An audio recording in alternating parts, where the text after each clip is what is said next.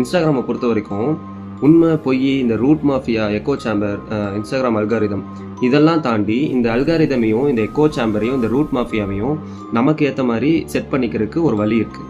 உங்களுக்கு எதை பார்க்கணுன்னு நினைக்கிறீங்களோ, எதை தெரிஞ்சுக்கணும்னு நினைக்கிறீங்களோ அந்த மாதிரி வீடியோஸ் மட்டும் சர்ச் பண்ணி லைக் பண்ணி வச்சிங்கன்னா இன்ஸ்டாகிராம் ஃபீடில் அது மட்டுமே வரும். ஃபார் எக்ஸாம்பிள், ஒருத்தர் முருகர் பக்தராக இருக்காருன்னு வச்சுக்கோங்களேன். அவர் ரொம்ப முருகரை மட்டும்தான் கும்பிட்றாரு.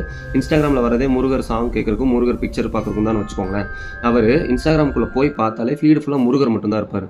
ஏன்னா அவர் இன்ஸ்டாகிராம் ஓப்பன் பண்ணதுலேருந்தே அவர் அதிகமாக தேடி தேடி பார்த்தது முருகர் ஃபோட்டோ, முருகர் சாங் மட்டும்தான். அதனால் அவரோட ஃபீடில் மேக்ஸிமம் வந்து முருகரோட சம்மந்தப்பட்ட விஷயங்கள் மட்டும்தான் வரும். இதுதான் கான்செப்ட். ஸோ உங்களுக்கு சம்மந்தமே இல்லாமல், உங்களுக்கு தேவையே இல்லாத, இல்லை நீங்கள் அன்வான்ட் நினைக்கக்கூடிய ஏதாவது ஒரு கண்டென்ட் உங்கள் இன்ஸ்டாகிராம் ஸ்க்ரோலில் வந்துச்சு அப்படின்னா அதை அடுத்த செகண்ட் யோசிக்காமல் ஒரே செகண்டில் அதை ஸ்க்ரோல் பண்ணிடுங்க. ஓகேவா? ஆர்எல்ஸ் அதை ரிப்போர்ட் அடிச்சிருங்க. ஆனால் ரிப்போர்ட் அடிக்க வேணாம், ஒரே செகண்டில் நீங்கள் ஸ்க்ரோல் பண்ணிடுங்களேன். ஸ்க்ரோல் பண்ணிட்டீங்க அப்படின்னா உங்களுக்கு வந்துட்டு அது திரும்ப வர்றதுக்கு வாய்ப்பு ரொம்ப கம்மி. நீங்கள் எதை பார்க்கணுன்னு நினைக்கிறீங்களோ அதை மட்டும் லைக் பண்ணுங்கள், அதை மட்டும் ரீபோஸ்ட் பண்ணுங்கள். பண்ணிங்கன்னா அது சம்மந்தமான விஷயம் வரும்.